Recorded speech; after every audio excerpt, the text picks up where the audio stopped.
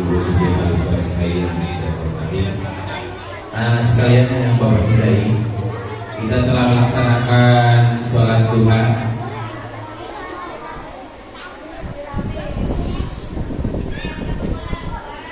Kita sudah melaksanakan sholat duha dan sekarang kita duduk di masjid. Masjid ya. Kalau kita duduk di masjid apa namanya? Berdiam diri di masjid apa namanya? I'tikaf. Sudah doa. I'tikaf itu duduk berdiam diri di masjid, akan dapat pahala nilai i'tikafnya kalau diniati. Sekarang kita sama-sama baca niat i'tikafnya ya. Bismillahirrahmanirrahim. Mulutnya jangan pelit ngomong. Bismillahirrahmanirrahim. Nawaitul i'tikafa fi hadal masjid sunnatan lillahi ta'ala. Sepakat duduk kita adalah i'tikaf. Syaratnya i'tikaf kita sudah niat. Lalu kedua, biar kita tidak dapat pahala, tidak ngobrol. Tidak ngobrol, tidak apalagi bercanda. Itu kita dapat pahala i'tikaf. Baik. Mau lanjut ya dengan cerita ya. Bapak mau cerita. Ceritanya begini. Ada dua orang bersaudara. Hobinya berbeda-beda. Yang satu hobinya mancing, yang satu hobinya cerita. Akhirnya di pagi hari, yang satu berangkat mancing, yang kedua karena dia hobinya cerita jadinya cerita. Dia cerita. Karena yang hobinya cerita dia cerita. Begini, ada cerita dua orang bertetangga. Yang satu hobinya masak, yang satu hobinya dongeng. Itu ceritanya bagaimana? Yang masak, yang dongeng, yang masak. Dua hobinya dongeng. Dongeng apa dia? Kata dia, saya punya tetangga di kampung. Yang satu hobinya olahraga, yang satu hobinya bercerita. Yang satu olahraga, yang kedua bercerita. Cerita apa dia? Cerita dan seterusnya. Kira-kira itu ceritanya. Itu intermezzo dulu. Baik, langsung masuk. Konsentrasi. Bapak mau cerita yang Bapak dapatkan 30 tahun yang lalu. Ini. Dari 30 tahun yang lalu Bapak dapat cerita ini dan Bapak baca waktu kelas 4 SD. Adanya di buku bahasa Indonesia. Ya, adanya di buku bahasa Indonesia kelas 4 SD. Tahun mendekati 80-an. Mungkin yang pernah sekolah SD di sana pernah tahu cerita itu. Karena Bapak juga pernah baca, pernah diceritakan sama guru Bapak. Bapak masih ingat guru SD-nya.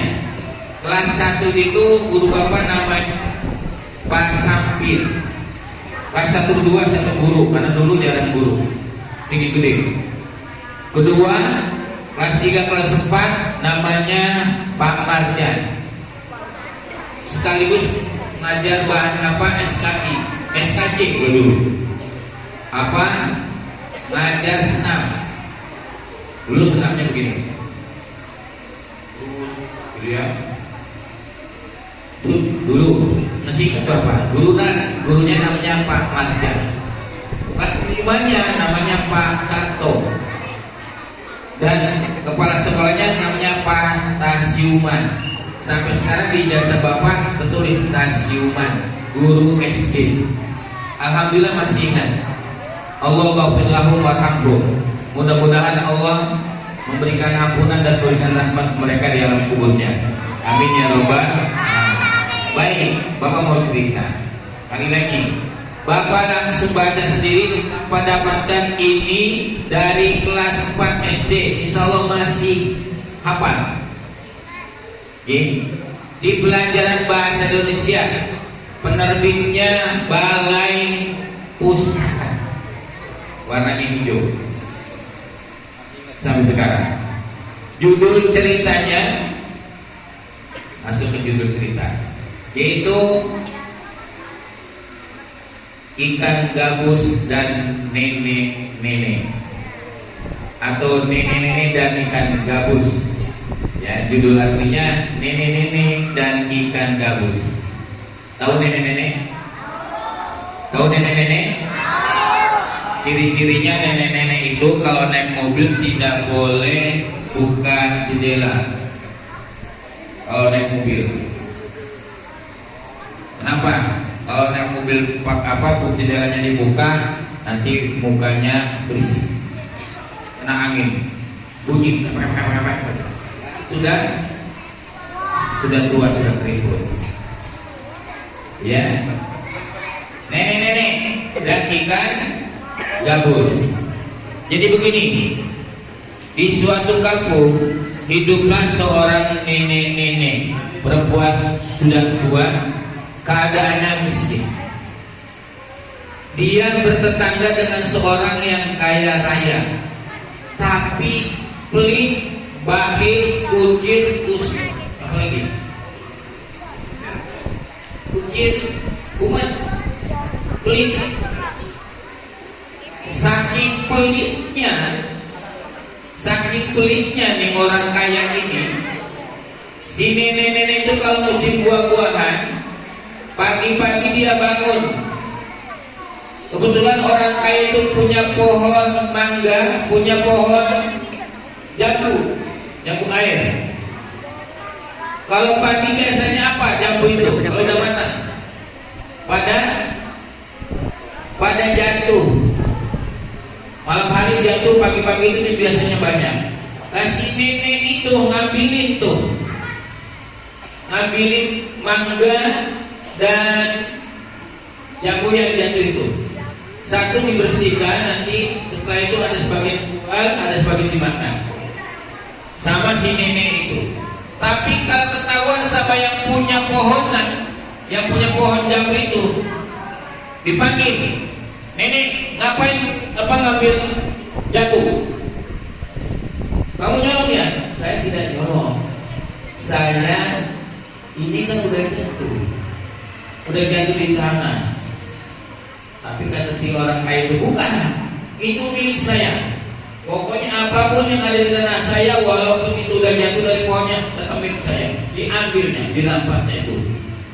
Hasil dari si nenek itu sama orang kaya itu.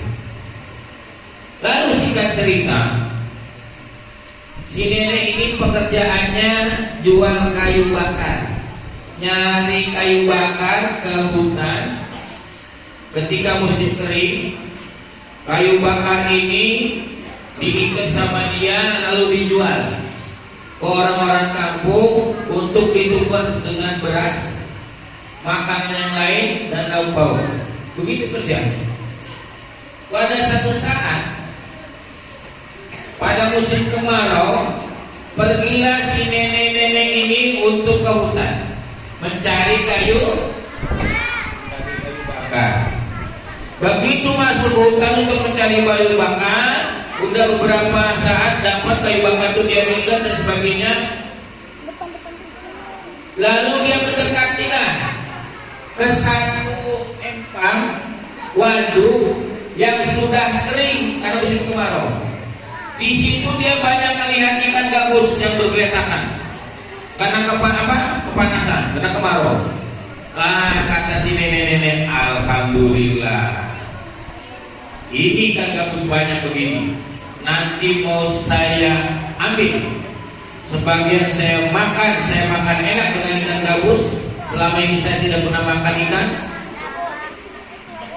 Saya akan belah dia, akan saya bikin Saya jemur bikin ikan asin, nanti akan saya jual sebagian ikannya. Diambillah itu ikan gabus 1, 2, 3, banyak. Dijual banyak ikan gabus. Dilalah begitu pas waktunya mau diambil semua, ada ikan gabus yang besar induknya. Apa ikan gabus itu yang besar itu? Dengan kekuasaan Allah dia bicara seperti manusia. Apa? Dia berdoa sama Allah. Apa kata ikan gabus itu? Ya Allah, berikanlah kami hujan, berikanlah kami air. Ya Allah, turunkanlah hujan. Biarkan kami hidup biar lama, biarkan kami berkembang biak, biar kami makin banyak ikan-ikan gabus ini. Allahumma anzil rahmatan minas samai. Ya Allah, turunkan rahmat dari laut, dari langit. Begitu. Si nenek ini paham, ikan gabus berdoa, bicara dan berdoa. Tidak lama setelah itu, setelah ikan gabus itu berdoa, si nenek itu keluar dari empang yang kering itu. Tuh hujan besar.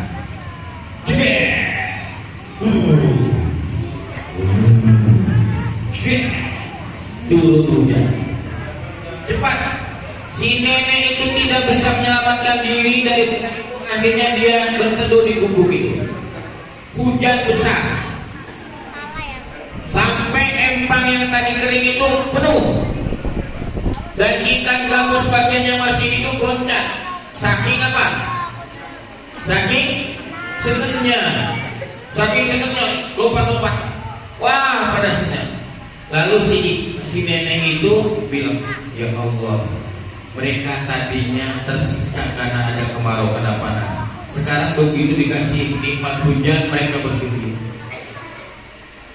kalau begitu saya juga tidak jadilah. Saya tidak jadi ambil ikan ini. Akhirnya ikan yang ada di nenek itu yang sudah disiap tadi masukin ke keranjangnya itu dilepas lagi. Ke mana?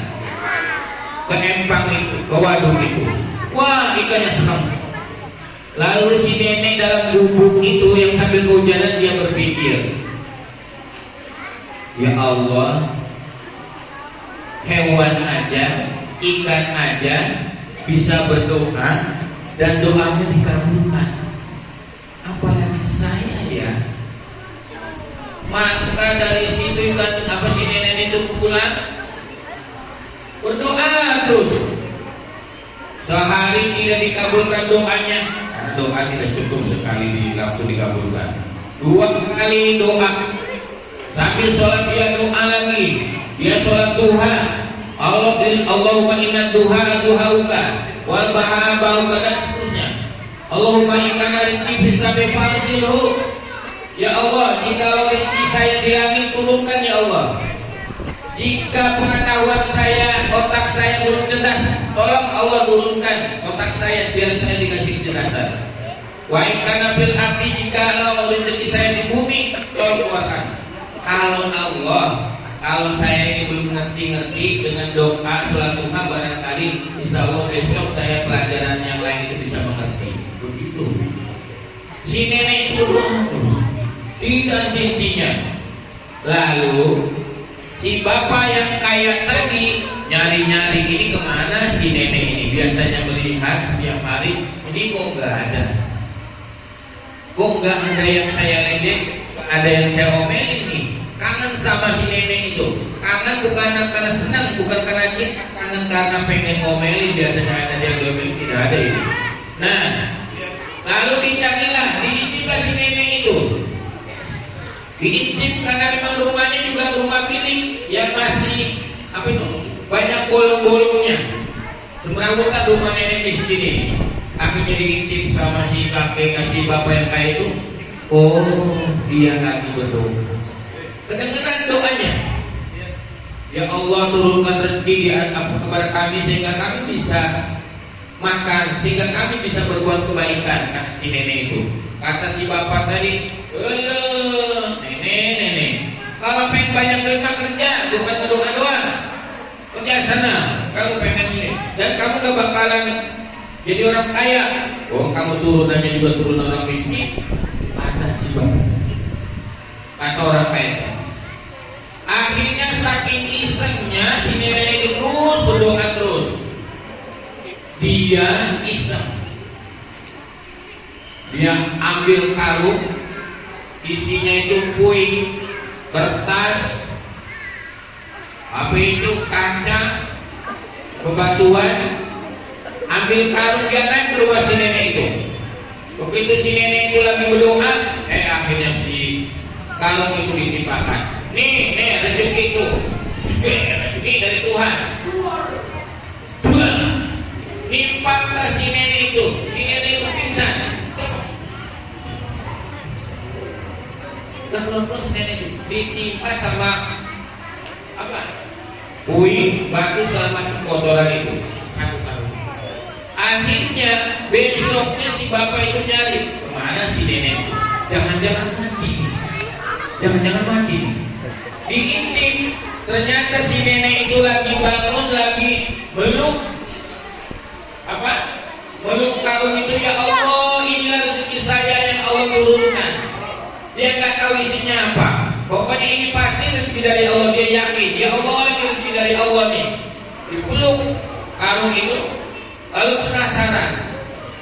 Begitu dibuka dengan kekuasaan Allah dan iradah Allah, puing tadi menjadi uang, emas dan perak. Sudah bikin, lagi diintip sama yang kayak tadi. Isinya nggak taunya apa? Uang, emas dan harta yang berharga. Senang, alhamdulillah ya Allah. Dia sujud syukur ya Allah, Engkau telah berikan rezeki kepada kami. Akhirnya kata si orang anjing, padahal saya yang nurunin itu, yang lempar dan limpah dia. Akhirnya apa? Si kaya tadi iri. Biasa kalau orang pelit itu biasanya serakah. Pelit itu temennya, saudaranya serakah. Bakil itu temennya tamak. Dia nyuruh sama pembantunya, hei pembantuku, tolong kumpulkan 2 karung puing, isinya batuan, pokoknya terserah, kaleng, keramik, pokoknya apa kek. Terus nanti saya mau ngeduk minta rezeki sama Tuhan, sama Allah. Nanti kamu naik ke atap, timpahkan ke saya. Tuhan, nanti kalau kena Tuhan sakit. Udah gak apa-apa, yang penting dapat duit banyak.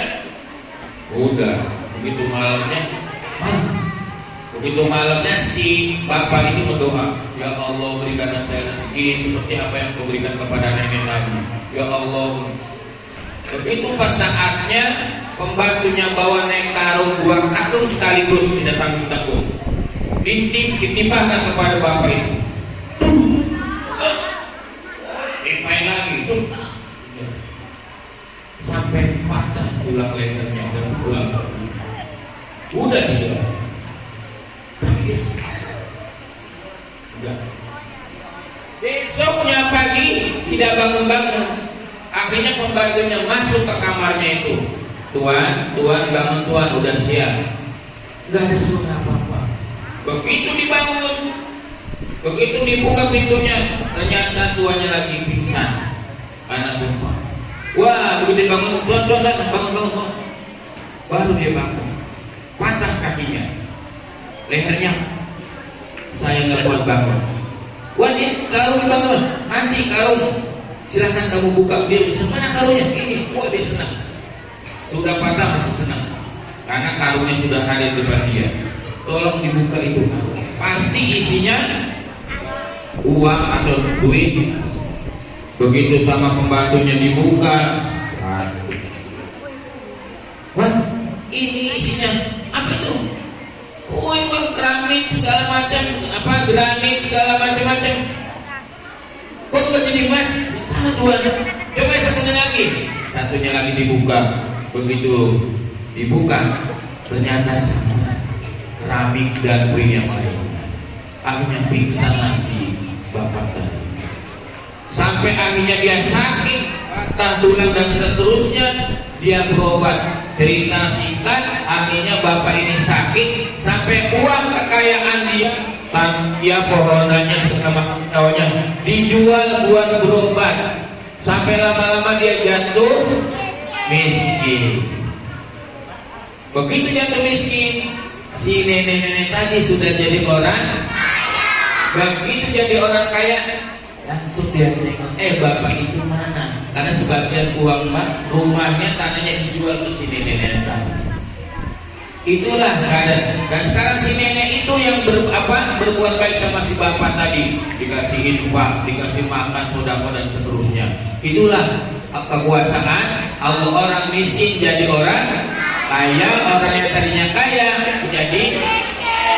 Pelajaran buat kita, satu, kita jangan pernah lelah untuk berdoa pada Allah.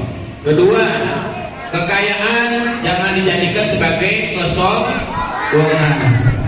Kemiskinan jangan dijadikan kita menjadi minder, putus asa. Itulah kira-kira hikmah yang bisa kita ambil dari cerita tadi.